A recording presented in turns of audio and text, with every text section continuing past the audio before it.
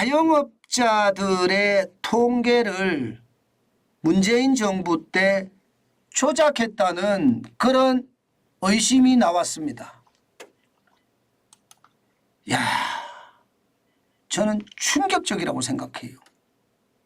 아니, 자영업자는요, 살기 위해서 발부둥 치는 사람들이에요. 그들의 통계를 조작해서 권력을 유지해 갔다는 사실이 창피하고 또 창피합니다. 제가 제목을 최소한의 양심도 없다고 이야기한 게 그거예요. 여러분, 자영업자가 얼마나 고통스럽고 얼마나 힘든지 진짜 알 거 아니에요. 그런데 그 통계를 조작한다고요? 죄송합니다. 그냥 한 표현 쓰겠습니다. 몹쓸 X들, 뭐 이 정도 쓰겠습니다. 진짜 나쁜 놈들이에요. 그냥 순식간에 나왔네. 놈이란 말이 순식간에 나왔네요. 어떤 얘기냐 여러분, 이거 한번 보세요. 소상공인 실태조사라는 게 있어요. 이 소상공인 실태조사라는 게, 소상공인이라는 게 자영업자잖아요. 기본적으로 5인 미만이에요. 5인 미만 사업자를 소상공인이라고 하고요. 제조업에서는 10인 미만입니다. 제조업에서는. 서비스업에서는 5인 미만인, 제조업은 10인 미만이 소상공인이라고 이야기합니다. 그런데 여기에 항상 소상공인 실태조사를 하는데 여러분 이거 한번 보세요. 제일 첫 번째 조작했다는 증거가 조사 항목을 아예 축소하거나 삭제했습니다.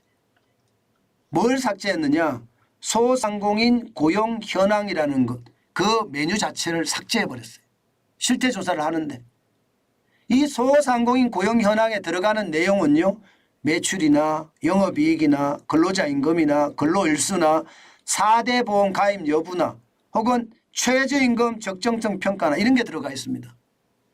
이거 없애버렸어요. 없애버리면 어떤 결과가 생길까요 여러분? 아니 소득주도 성장 잘 돼간다고 느끼는 거야. 최저임금 올렸기 때문에 잘 돼간다 느낄 거 아니에요. 참나 환장하겠습니다. 그죠? 환장하겠습니다. 또한 말입니다. 또한 조사 기준도 변경을 했는데 복리후생비 직원 퇴직급여는요 일반적으로 인건비 항목이에요. 인건비 항목입니다. 그런데 이것을 기타 항목 처리로 바꿨어요. 인건비 항목에 들어갔을 때는 인건비가 비싸진다잖아요. 최근 최저임금이 올라가니까. 그죠? 그런데 이것을 기타 항목으로 처리하면요 인건비가 덜 올라가는 것처럼 보일 거 아니에요. 아이고 참나 미치겠다. 그죠? 어떻게 이런 짓을 벌입니까? 어떻게 대한민국의 국가를 운영하는 그 국가 지도자라는 사람들이, 지도자가 아니라 지똥자라는 이야기 제가 가끔 하는데요. 지똥자의 똥. 완전히 똥만 묻어있는 그런 작자들입니다. 그렇지 않고서야 이렇게 장난을 할 리가 있겠습니까? 이것만 문제가 아니에요. 이것만 문제가 아니라 이 조작에 대한 것은, 특히 조사 기준 변경을 한 것은요, 이것은 제가 보기에 엄청난 일을 저질렀습니다. 임시 일용직 있잖아요. 임시 일용직 기준. 이것도 말입니다. 임시직 일용직이라면 일반적으로 3개월에서 1년 미만의 사람을 임시직 일용직이라고 이야기합니다. 그런데 이것을 말입니다. 이것을 기준을 어떻게 바꿨나 하면 3개월 미만으로 바꿨어요. 아니 일반적으로 임시직 할 때 3개월 이상 1년 미만 이것을 임시직이라고 하는데 3개월 미만으로 바꾸면 어떻게 됩니까 여러분? 아니 임시직이 확 줄게 되는 거죠. 확 줄게 되는 거죠.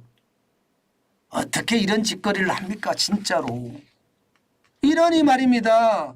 통계가 나올 때마다 자영업자는 죽겠다가 아우성인데 자영업에서는 매출도 쉽게 말하면 고용도 계속 는다는 기사가 계속 나왔잖아요. 제가 여러분들하고 진짜 말을 많이 했어요. 자영업 죽어가니까 살려달라고. 그런데 그런 게 다 빠져 있었어요. 그러니까 조사가 소득주도 성장이 잘 된다 이렇게 나오는 거죠. 미친 거예요 이거는요. 국가를 운영하는 작자가 이렇게 저기 말입니다. 바닥 경제를 주도하는 자영업자들의 어떤 안타까움까지 이용했다는 것. 권력을 위해서. 이것은요 여러분 일벌백계해야 됩니다. 일벌백계. 예, 일벌백계해야 됩니다. 윤석열 정부가 이걸 잘할지는 모르겠어요. 뭐 조사하는 거 보니까 조사도 제대로 안 되고 검찰도 이제 그런 능력이 더 떨어진 것 같아서 이거 일벌백계 될지 모르겠는데 이거는요 국기를 문란시킨 행위라고 이야기하는데 이건 반역죄입니다. 이거는 반역죄입니다. 여적죄입니다. 국민과 국가를 배신한 게 이게 여적죄 아닙니까? 이것은요 종신연령을 살려도 시원치 않습니다. 이거는. 이 통계가 조작이 된다는 것은 국민들을 다 속인다는 거예요. 나라를 운영하는 지도자가 국민을 속이면 이것이야말로 여적죄에 해당되는 거죠. 해야 됩니다. 저는. 예, 통계표 누락 같은 경우도 보면 세 번째가 통계표 누락인데 고용 관련 조사 통계표가 부록에서 아예 제외됐습니다. 소상공인 실태조사에서 말이에요. 고용 관련 통계표가 아예 없어졌어요. 이거를 가만히 둔다고요? 이것은 절대로 가만히 둬서는 안 됩니다. 절대로 가만히 둬서는 안 돼요. 게다가 말입니다. 이렇게 조사를 조사 항목도 축소하고 조사 기준도 변경하고 통계표에 누락이 됐지만 실질적으로는 조사가 되고 있었어요. 여러분들에게 발표가 안 됐을 뿐이죠. 실제로 발표되지 않은 통계에 보시면 이렇게 나와 있습니다. 이렇게 나와 있어요. 실제 보세요 여러분. 미공개된 고용 통계입니다. 실제로 보면 대표자는요 2018년에 쉽게 말하면 1명 그런데 이게 0.89명으로 줄었습니다. 1년 이상은요 0.59명에서 0.47명으로 줄었습니다. 1년 미만은 0.37에서 0.25로 줄었고요.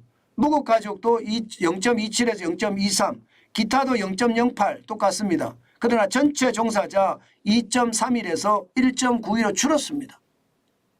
이런 발표도 안 됐어요. 이거는요. 발표도 조사도 해놓고 국민을 기만해도 이렇게 기만할 수가 있을까요? 결국 말입니다. 최저임금을 지 멋대로 올려놓고 그 모든 책임을 감추기에 급급했다. 이게 잘못됐으면 국민에게 우리가 소득주도 성장이 잘못됐습니다. 국민 여러분 저희가 소득주도 성장이 잘못됐으니까 이렇게 바꿔서 국민의 삶을 더 윤택하게 만들겠습니다. 이게 지도자다운 면모입니다. 그런데 소득주도 성장이 잘못됐는데 이거를 감추고 다 통계 조작을 계속 해대는 것. 특히 자영업자 통계 조작을 해댔다는 것은요. 이것은요. 지도자의 면모가 아니라 죄송합니다. 그냥 이런 표현 쓰겠습니다. 쥐새끼의 면모입니다. 권력만 장악하려고 하는 쥐새끼의 면모. 저는 이거 반드시 말입니다. 바로 잡아야 된다고 생각합니다. 바로 잡지 못하면 앞으로 말입니다.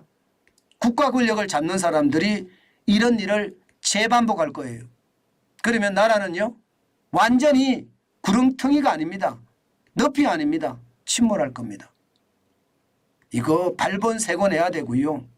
제대로 조사가 이루어져서 여기에 대한 폐해까지도 논란의 여지는 있겠지만 폐해까지도 조사를 한 다음에 일벌백계 해야 된다는 거 다시 한번 말씀드립니다. 이거는 그렇게 하지 않으면 절대 안 됩니다. 간단한 예를 하나 들어드릴게요. 여러분 논문 쓰는데 통계가 잘못되면 논문이 제대로 나올까요? 그런데 잘못된 통계로 논문을 썼다고 쳐요. 그래서 내가 석사학위도 받고 박사학위를 받았어요. 그런데 나중에 그 통계가 잘못됐다는 게 나중에 밝혀집니다. 그러면 어떻게 되나요? 석사학위 취소? 박사학위 취소예요. 그 정도입니다. 나라 통계를 이렇게 망쳤다는 것은 나라가 그만큼 위험해졌다는 이야기예요. 그러면 거기에 관련된 사람들은 확실하게 이를 뵙게 해야지 나라가 바로 섰다는 것을 보여줄 수 있다고 생각합니다. 저는 그런 것을 보면서 말입니다. 예, 반드시 나라를 바로 세우는 것, 나라가 정확하게 핵심을 가지고 성장하는 것 필요하다고 생각하고요. 윤석열 정부가 반드시 해냈으면 좋겠다 이렇게 생각합니다.